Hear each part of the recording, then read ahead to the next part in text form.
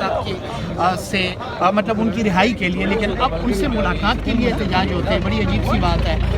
میں بسم اللہ الرحمن الرحیم، یہی فسطائیت ہے، اور پوری دنیا میں پاکستان کی جو رسوائی ہو رہی ہے وہ کسی سے ڈھکی چھپی نہیں ہے۔ عمران خان ایک عام آدمی نہیں ہے، عمران خان پوری دنیا میں ایک ہیرو کے طور پر پہچانا جاتا ہے، اور پوری دنیا کے مسلمانوں میں دور جدید کا صلاح الدین ایوبی سمجھا جاتا ہے ان کو۔ آپ کے علم میں ہے اور آپ سب کو پتہ ہے کہ اسلامی فوبیا کے خلاف کشمیر کی آواز، یونائٹڈ نیشن میں آواز، میں یہاں لوکل کی باتیں نہیں کرتا کیونکہ یہ چیزیں چھوٹی ہو گئی ہیں، تو یہ سارے معاملات آپ کے سامنے۔ عمران خان کا خوف اتنا ہے کہ اڈیالہ جیل کے اندر ان کی نہتی بہنوں کو، اس کے 4.5 کروڑ کے ایک نمائندے کو جو KPK کا وزیر اعلیٰ ہے، اس سے ملاقات کی اجازت نہیں دی جاتی۔ خوف یہ ہے کہ اڈیالہ کی سلاخوں کے پیچھے حبس بھیجا میں ناکردہ گناہوں کی، اور حبس بھیجا میں اس لیے کہتے ہیں کیونکہ قانون کے تحت تو بند ہے نہیں، اور قانون آپ کے سامنے ہے کہ ناکردہ گناہوں کی سزا وہ شخص گزار رہا ہے۔ صرف اور صرف قصور یہ ہے کہ وہ آئین کی، قانون کی بالادستی چاہتا ہے اور رول آف لا پہ یقین رکھتا ہے۔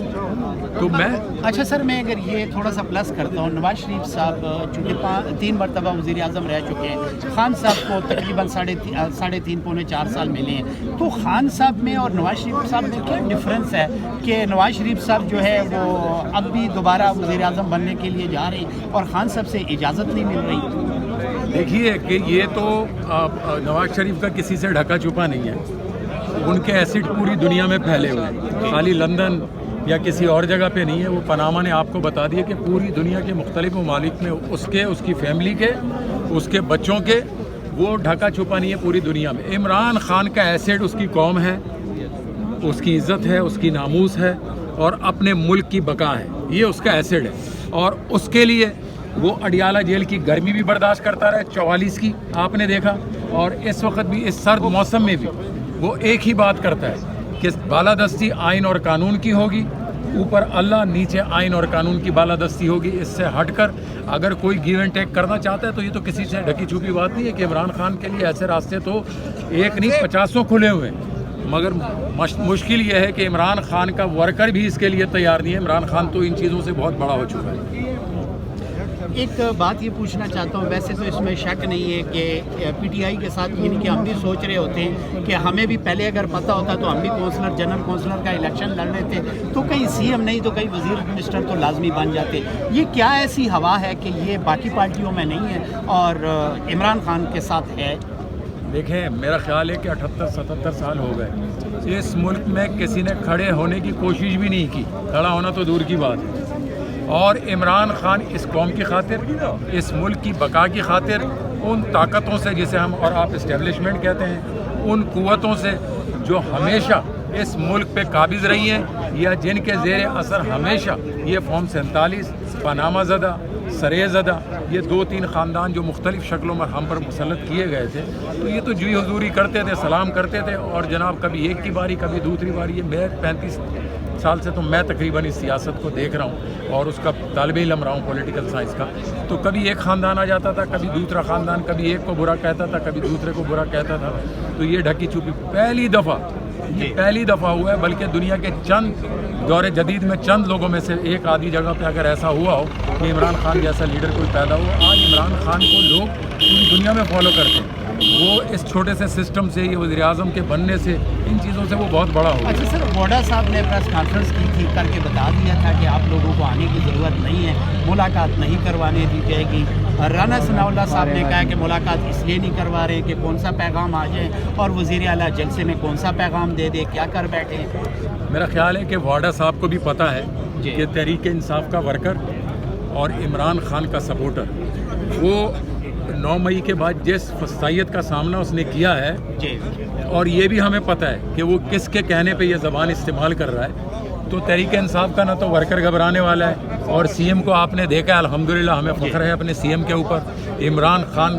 کے عام سپاہی بھی کھڑے رہیں گے، اور آپ کو پتہ ہے کہ یہ فیصل واڈا جیسے لوگ مختلف موسموں میں لانچ ہوتے ہیں، مختلف لینگویج استعمال کرتے ہیں، لیکن ایک ہی بات ہے کہ عمران خان آپ سے جیت چکا ہے، یہ بڑا واضح پیغام ہے اسٹیبلشمنٹ کو بھی، عسکری اداروں کو بھی، اور یہ جو چور ڈاکو لٹیرے پاناما زدہ فارم 47 کے اور یہ سرے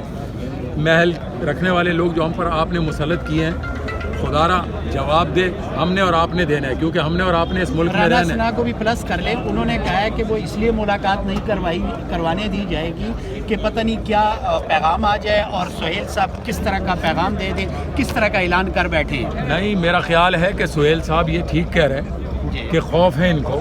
کہ عمران خان کے منہ سے نکلا ہوا لفظ وہ ان کے لیے جو ہے وہ ان کی نیندیں حرام کر دیتا ہے جی۔ اور رانا ثناء اللہ صاحب کو تو شرم آنی چاہیے، میرا خیال ہے کہ خود ایک ایسے کیس میں ہوا تھا